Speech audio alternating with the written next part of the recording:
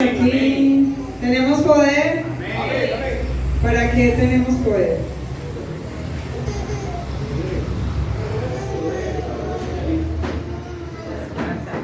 ¿Para qué? Hablen pues duro, que no escucho. ¿Para qué tenemos poder? Ya me dijeron que sí tenemos poder. Para decirle no al pecado. ¿Para qué más? Para resistir. Bueno, resulta que hoy, con el pensamiento positivo, la declaración positiva, hemos aprendido que si creemos, podemos. Que si lo decimos, lo podemos hacer. Que nosotros somos lo que pensamos. Pero ¿hasta qué punto eso será cierto? ¿Hasta qué punto será cierto que en nosotros hay un poder? Y vamos a ir al segundo libro de Samuel, al capítulo 6, y lo vamos a leer desde el versículo 1.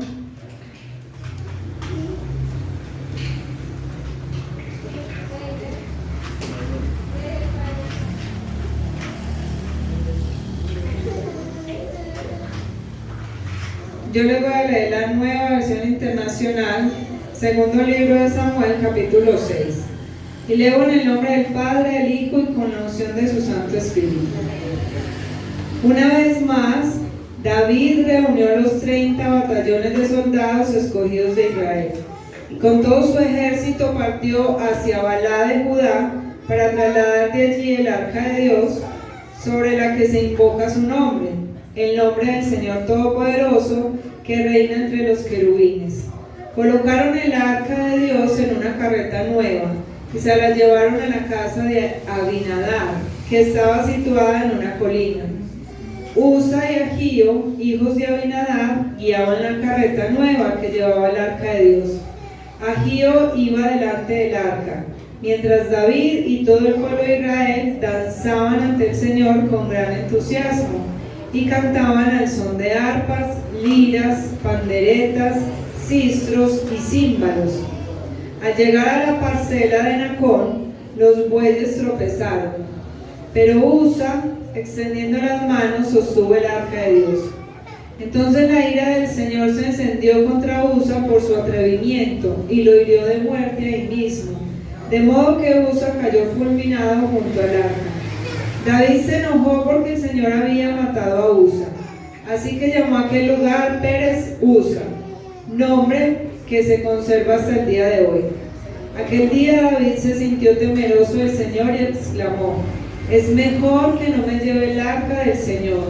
Y como ya no quería llevarse el arca del Señor a la ciudad de David, ordenó que la trasladaran a la casa de Obed-edom, oriundo de Gad. Fue así como el arca del Señor permaneció 3 meses en la casa de Obed-edom de Gad, y el Señor lo bendijo a él y a toda su familia. Amén. Padre, gracias te damos en esta noche, Señor, por tu palabra.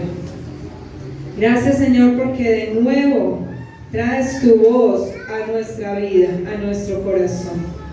Hoy te ruego, Señor, tú que eres el centro de esta reunión, precioso Jesús, hoy te ruego que abras nuestros ojos, nuestros oídos, que abras, Señor, nuestro entendimiento para recibir tu palabra, que te lleves de este lugar todo espíritu de distracción, todo espíritu, Señor, que quiere venir a interrumpir y a interferir con lo que tú nos vas a hablar en esta noche.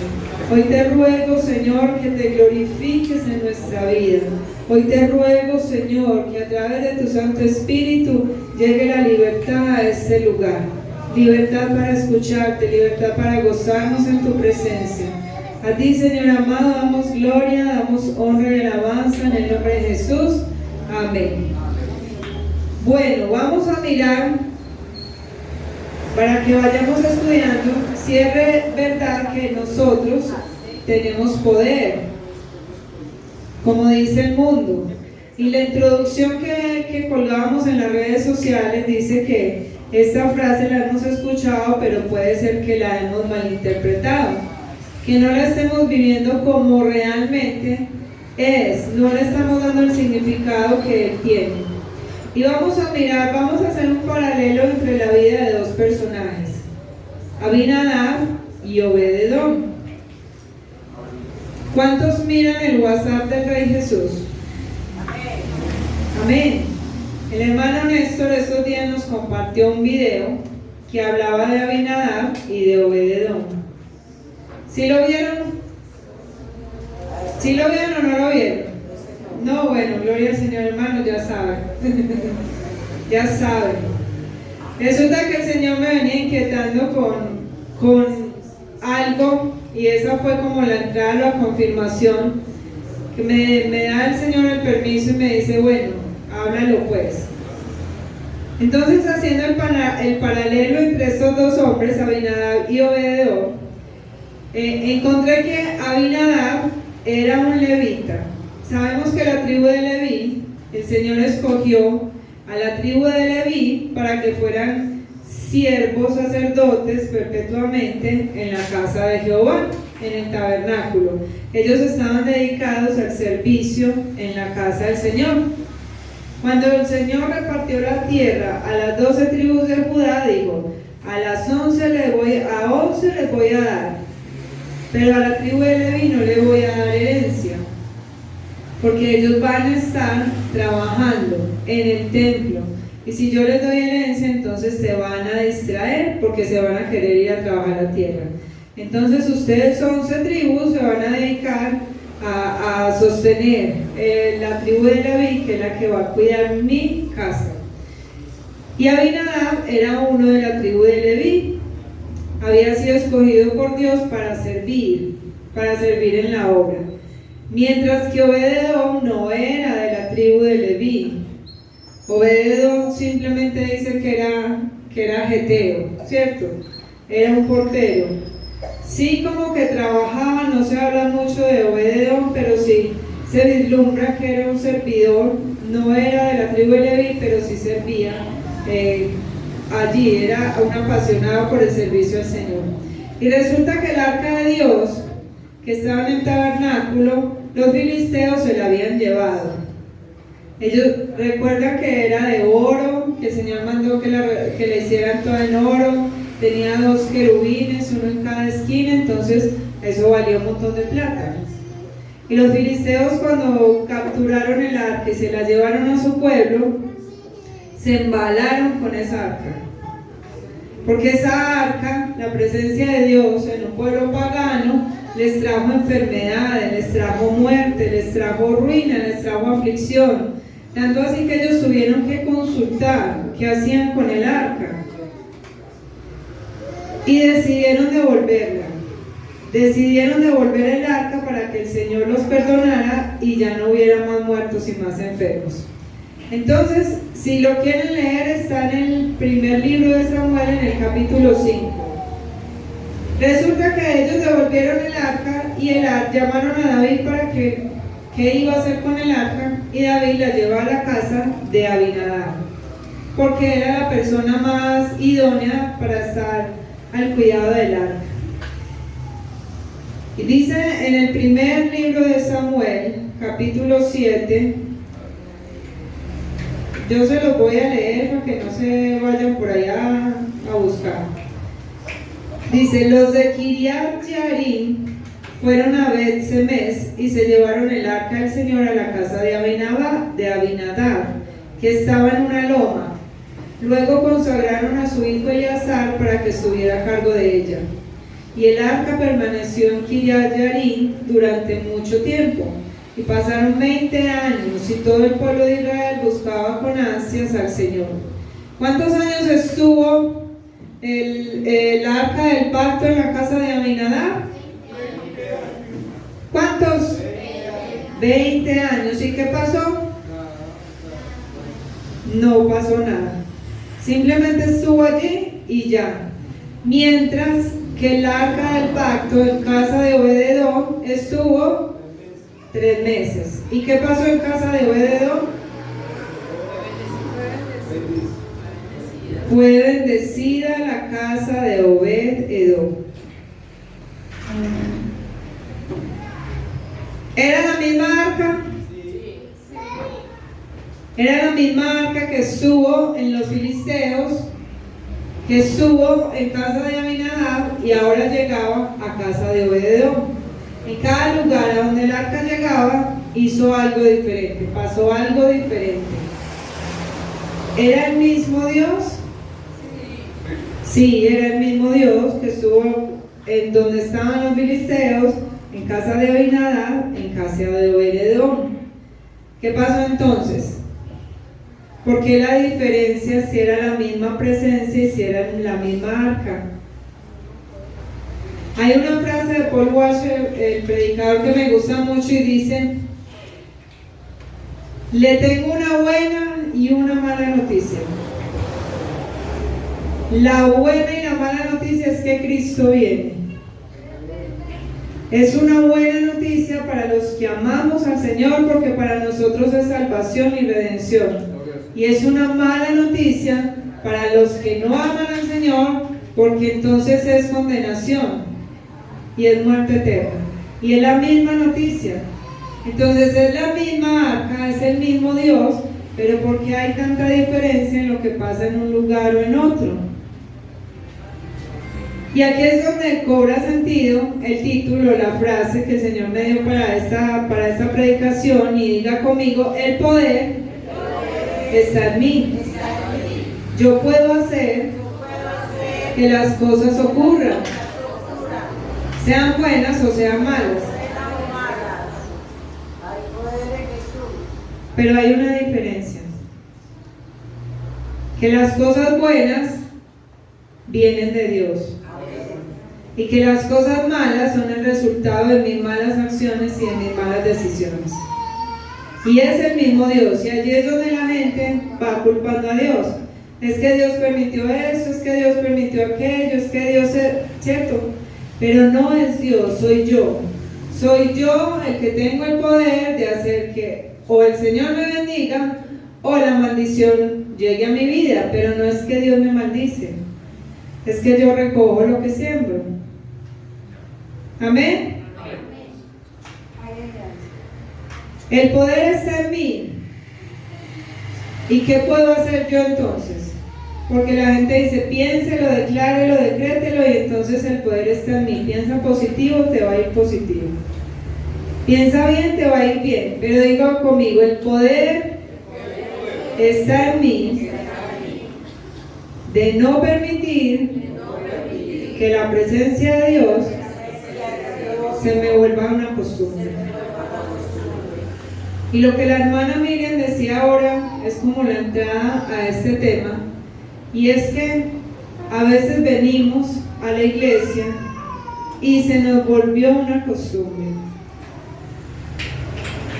Se nos da lo mismo si está la presencia de Dios, si no está la presencia de Dios, si la sentí, si no la sentí, si pasó algo en mi vida, si no pasó algo, si no pasó nada en mi vida.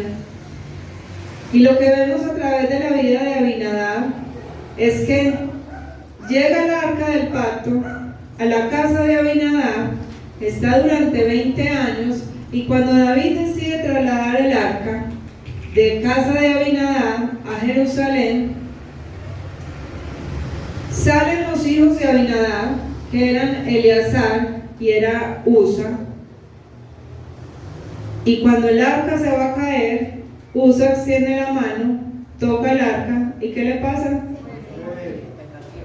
Paila, se murió, ¿cierto? Se murió porque la tocó. Y David se enojó porque Dios mató a Usa. Porque David no es Dios y David no entendía realmente cómo estaba la vida de Usa. Usa no se murió solamente porque tocó el arca. Porque uno diría: pero Dios es injusto, si el arca se iba a caer y de pronto se dañaba. No, era la condición de pecado que había en su corazón. ¿Y por qué Usa no había entendido esto? Porque llevaba 20 años viendo un mueble dentro de su casa. Para él esa arca era un mueble. Era un algo que sabía, que se llamaba Arca del Pacto, que tal vez la vio la primera vez que llegó a su casa. Usa estaba pequeño. ¿Qué había dentro de la casa de Abinadab que no les permitió enamorarse de la presencia del Señor? ¿Qué había dentro de aquella casa? Y yo le decía, Señor, ¿cómo era la vida de aquellos hombres que supuestamente servían dentro de tu tabernáculo, que te servían, que eran los escogidos, eran los elegidos? Porque allí no llegó ninguna bendición. Porque llevamos años y años en la iglesia y a veces vemos que nuestra vida sigue igual, que queremos las bendiciones pero no las recibimos, que vamos a una iglesia pero no cambiamos. Y es porque nos hemos acostumbrado a la religión, nos hemos acostumbrado a vivir la vida cristiana como si fuera una religión.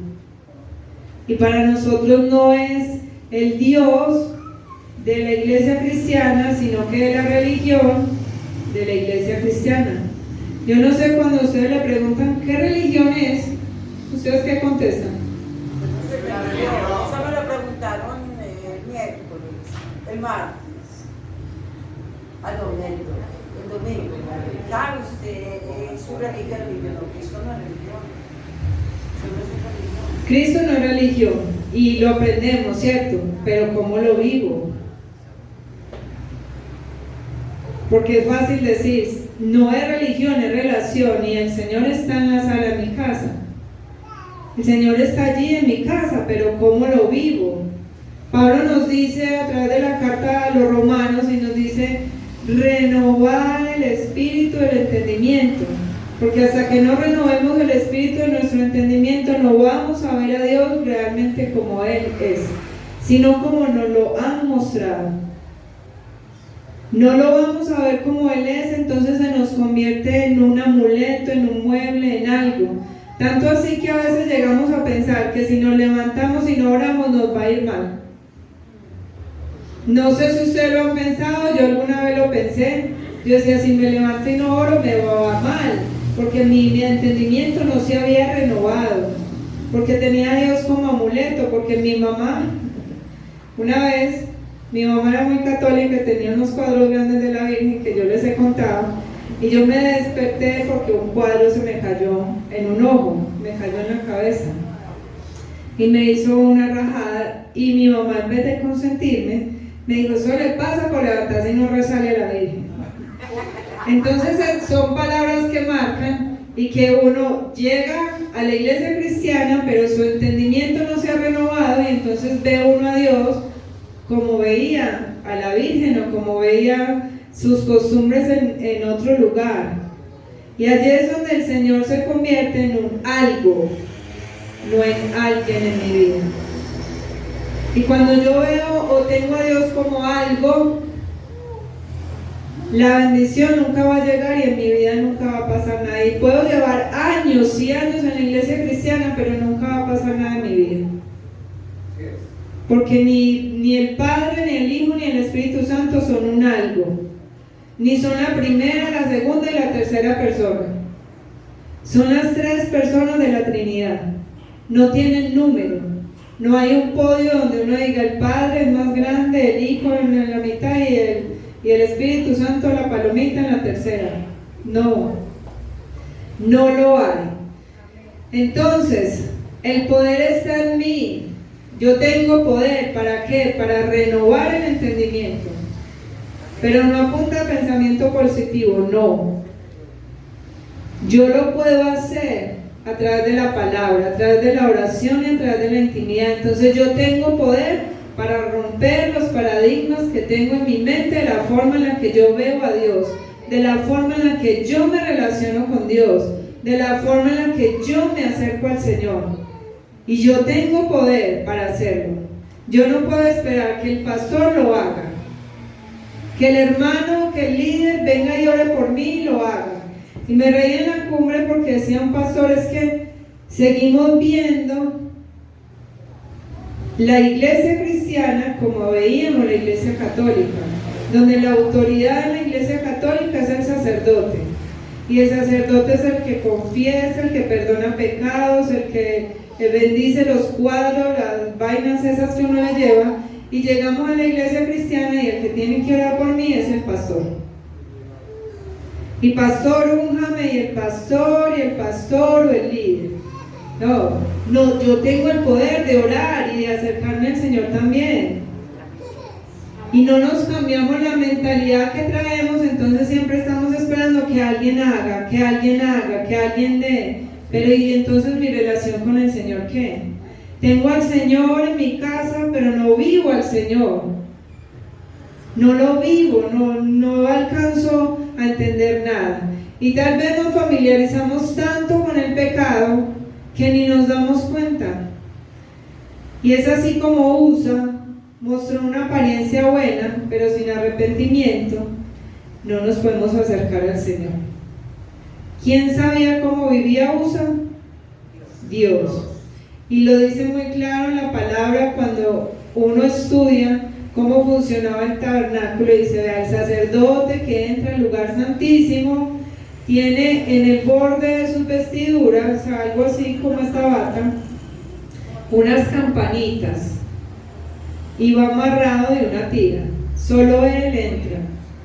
Si el sacerdote tenía que entrar allá y bolear el vestido y que las campanitas sonaran, la campanita dejó de sonar y ese man se murió allá porque entró en pecado. Para eso era la cuerda que se amarraba a la cintura, para que lo sacaran de allá. Solo una persona entraba a ese lugar a ministrar en la presencia del Señor, y solo Dios sabía si esa persona estaba bien o estaba mal. Usa mostró una apariencia de piedad que delante del Señor no pudo esconder, y a veces vivimos como cristianos, pero estamos siendo más mundanos que la gente de afuera. Y ahí es donde yo digo, ¿nos podemos arrepentir? Sí, yo tengo el poder para arrepentirme. Yo no necesito que alguien ore por mí para que yo me arrepienta, no. Yo tengo que tomar la decisión, el poder está en mí para arrepentirme. El poder está en mí para tener una vida diferente o para seguir igual y traer muerte.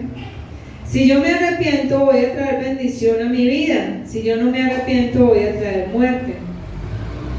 Y a veces la familiaridad o la costumbre que tenemos dentro de la iglesia, que tenemos con el Señor, hace que lo sobrenatural de Dios se nos vuelva algo como tan natural, o algo como tan extraño, o algo como, eso no es para mí. ¿Será que el Dios que sana por allá en otro lado no está aquí también?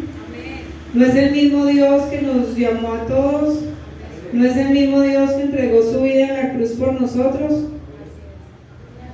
Pero se nos vuelve tan de costumbre. Leer la palabra, abrirla o no leerla, eso nos da lo mismo. Pero sí queremos las bendiciones de Dios. Cuando nos acostumbramos al Señor, pues yo digo que eso ni es el Señor siquiera, sino que es el Señor que yo me inventé, que el Señor que yo me creé, me formé. Podemos perder el temor y el respeto a Dios. Y eso fue lo que pasó con la casa de Abinadab. Perdieron el temor, perdieron el respeto y lo vieron como algo común. Mientras que en contraposición a ellos estuvo Obed-Edom. Yo no sé si Obed-Edom vio lo que pasó con Usa, pero cuando David llega y lleva el arca del pacto a casa de Obed-Edom, el Señor empieza a hacer algo en aquella casa.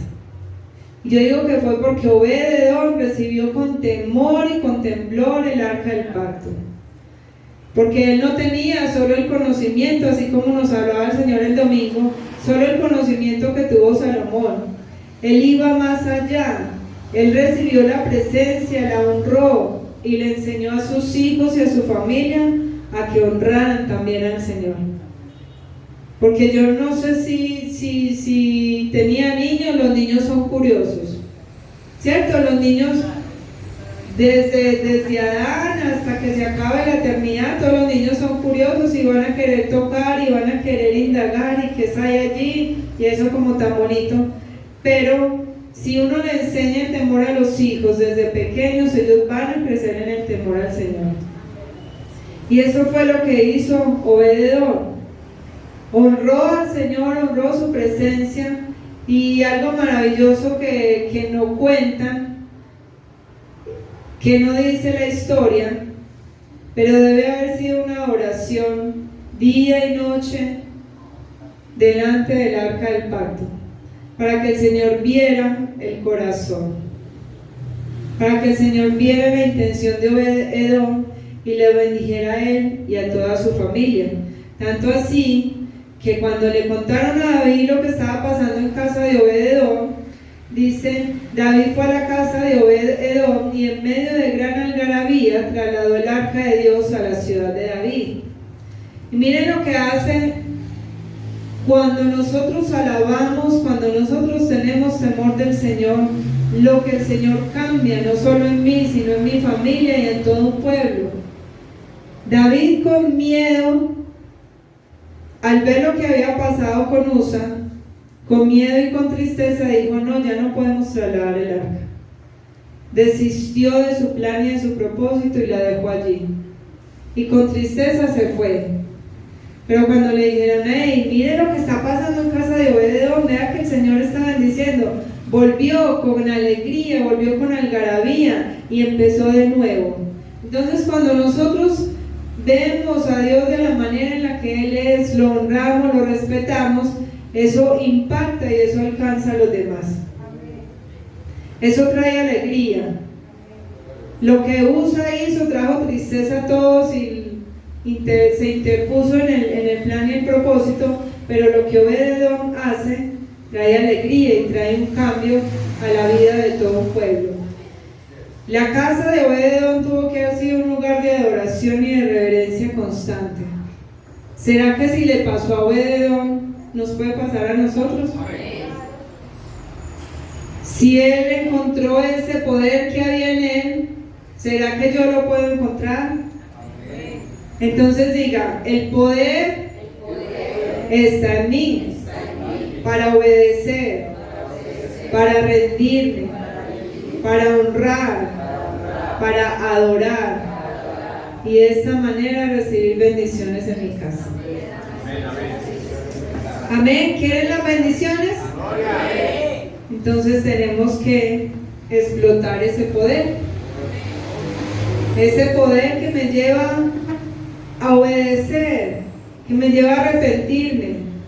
Pero el arrepentirme tiene que ir ligado, el arrepentirnos es como una escalita. Yo me arrepiento, yo confieso mi pecado al Señor. Si tengo que pedirle perdón a alguien, se lo pido. Yo me aparto del pecado y yo odio el pecado. Porque si yo no me aparto, si yo no lo odio, si solo me arrepiento y no lo confieso y me faltan los otros escalones, voy a caer otra vez en el mismo pecado. Entonces el arrepentimiento es así, una escalita, y la tenemos que subir hasta el último peldaño, aunque nos cueste.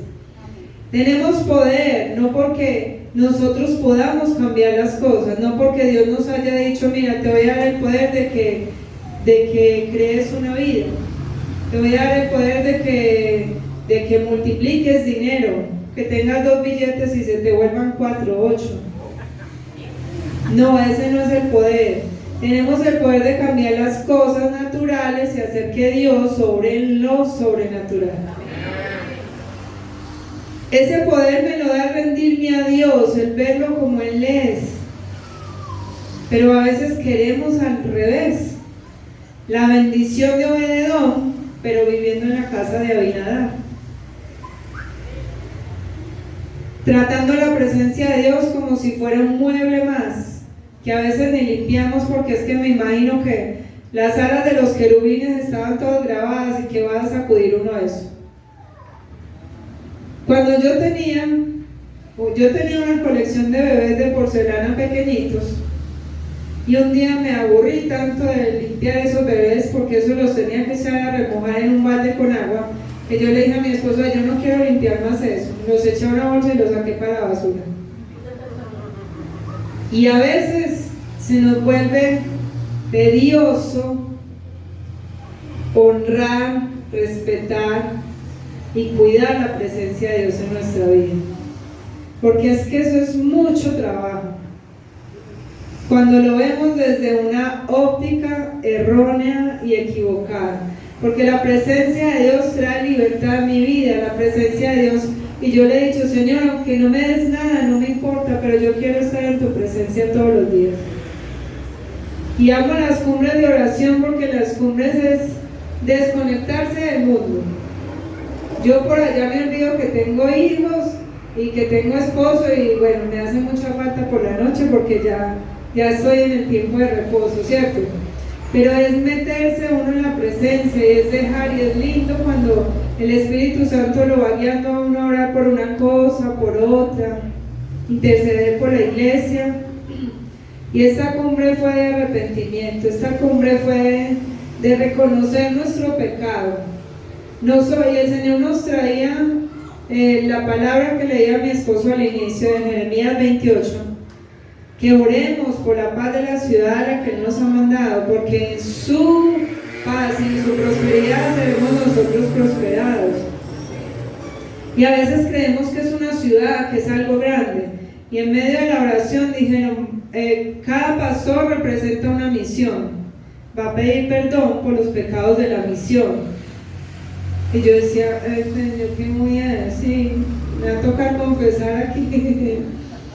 Pero el Señor me decía: y es que no le vas a confesar a ellos, me vas a confesar a mí. Yo arranqué a orar, y empezó el Señor a traer y a traer y a traer pecados y cosas. Entonces termina uno intercediendo y orando por otros, porque es la mejor manera de acercarse al Señor, no solo pidiendo para uno, sino intercediendo por otros. Entonces tenemos ese poder de interceder por otros, no de hacer que el milagro suceda, no. Ese poder solo lo tiene Dios, pero yo sí tengo el poder de abrir mi boca y de orar por otros. Yo sí tengo el poder de reconocer mi pecado y arrepentirme. Yo sí tengo el poder de obedecer. Yo sí tengo el poder de tomar decisiones que me llevan a ser cada día mejor delante de la presencia de mi Señor. Así, mis hermanos, que es hora de despertar. Es hora de dejar de vivir como Abinadab, teniendo a Dios como un algo. Y el poder de ser bendecido está en mí cuando yo me acerco a Dios con sinceridad, cuando yo le entrego mi corazón, cuando yo me arrepiento del pecado y hago la escalera de confesión, como les decía, y yo puedo hacer que las cosas cambien. Solo que yo necesito entender y obedecer lo que el Señor está diciendo. No es más. Cambiar la forma en la que yo veo a Dios solo lo logro a través de la palabra. Eso no es pensamiento positivo. Eso no es que el Señor te va a iluminar y vas a cambiar tu mentalidad, no. Esa se consigue solo a través de la palabra. Pero es que este libro tan gordo, este libro tan grande, ¿quién se va a leer eso? El montón de nombres que hay por allá, números, ¿quién entiende esos nombres? Que le enreda a uno la lengua y termina uno hablando lenguas raras. ¿Cierto? Yo veo la palabra de Dios como un quesillo, hablando en venezolano. Como un quesillo. Eso es un postre dulce que yo digo: esto tan rico que no se me acabe. Me lo como así en cucharaditas chiquititas para que me rinda, y lo deleito y lo disfruto. Pero si yo me acerco a la palabra y la veo como si fuera un tarro de arequipe que no me gusta porque me indigesta, yo no la voy a querer abrir, yo no la voy a querer destapar. Mi esposo se la come como si fuera un arequipe. Pero si yo me acerco con el anhelo de encontrar a mi amado, de encontrar al que me salvó, de encontrar al que su vida dio por mí, aquí en este libro yo la voy a disfrutar. Y a medida que yo la vaya disfrutando, el Señor me va cambiando. Y a medida que el Señor me va cambiando, entonces yo voy a ir viendo al Señor como realmente es, no como yo creo que Él es. Porque a veces decimos, Dios es injusto. No, Dios no es injusto. Yo recojo lo que siembro. Y lo que decía la hermana Sirley en el seminario, que se quedó como en el aire, del niño que nació enfermo y el varón este que dijo, vea, Dios desde chiquito lo trajo a sufrir a este mundo. Eso es costumbre que traemos aprendida, y cuando alguien nace enfermo uno le echa la culpa a Dios, no conociendo la vida del papá, no conociendo la vida de la mamá, ignorando que la palabra dice que es que a veces nacen enfermos con un plan, con un fin y con un propósito. Y le decían al Señor, mire que no hemos cambiado en nada lo que era antes la humanidad. ¿Qué le dijeron a Jesús cuando se encontró con el ciego en nacimiento? Porque nació ciego, ¿quién pecó? Y hoy decimos lo mismo. Nació enfermo y Dios es el culpable. Allá le echaban la culpa o el papá o la mamá, y hoy se la echamos a Dios. Somos crueles con Dios, sabiendo que lo único que quiere Él es bendecirnos, pero no, el Señor no quiere que pasen años y años y años como Abinadab y que en nuestra casa no ocurra nada, que vayamos a la iglesia y salgamos siendo igual, que nos congreguemos y escuchemos y salgamos de aquí y se nos olvidó la palabra. El Señor quiere que vivamos como Obed-Edom, en una constante adoración. Si nos da gloria a Dios, si no nos da gloria a Dios, ya nos dio el regalo más grande, el regalo más importante y más valioso que nos pudo haber dado, que es la salvación y la vida eterna. Amén.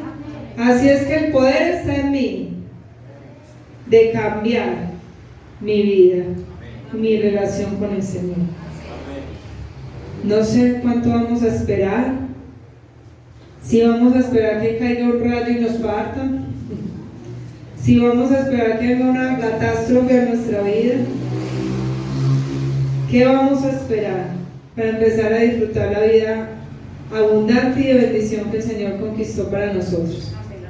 No la estamos perdiendo, y no es que el Señor no la quiera entregar, es que tú y yo no queremos sacar ese poder que hay en nosotros. Así es que a sacar el poder. Padre, gracias, Señor, te damos en esta noche, porque eres bueno, papá. Gracias, Señor, porque nos traes ejemplos a través de tu palabra, nos hablas a través de ella. Solo que a veces pasamos tan rápido por tu palabra que no vemos lo que nos estás diciendo. Pasamos, Señor, y no escuchamos, no entendemos lo que nos dices. Y son dos hombres que encontramos en el mismo capítulo. Dos hombres, Señor, que te vivieron tu presencia de una manera diferente. El uno trajo maldición a su vida con la muerte de su hijo, mas el otro trajo vida y bendición a su familia, con la obediencia, con la entrega, con la adoración, con la honra, con el respeto a tu presencia. Señor, hoy te decimos, ayúdanos a entender, ayúdanos, Señor, a vivir como en casa de Obed-Edom, casa de bendición, Señor, casa de honra, que te amemos, que te anhelemos desde que abramos nuestros ojos, Señor, incluso que anhelemos estar en tu presencia cuando estamos dormidos. No permitas que nos alejemos de ti, no permitas, Señor, que nuestra vida siga siendo igual. Despiértanos, sacúdenos, mueve, Señor, el estanque que hay en nuestro ser. Que no seamos pozos secos, que no seamos pozos quietos, sino que seamos un estanque donde tu presencia fluya y fluya y fluya, Señor, con poder. Que tu presencia fluya en nuestra vida y que eso se refleje a los demás. Pero sobre todo, Señor, ayúdanos a que vivamos una vida que a ti te agrade, no una vida allá escondidos haciendo quién sabe qué en nuestra casa, como pasó en casa de Abinadab. Tú todo lo sabes, todo lo conoces, escudriña la mente, el corazón, y sabes lo que vamos a decir antes de que abramos nuestra boca. Señor, enséñanos, perdónanos, guíanos y oriéntanos, porque necesitamos de ti más que de cualquier otra cosa en esta tierra. Por eso te damos gloria, te damos honra y alabanza en el nombre de Jesús. Amén. Amén.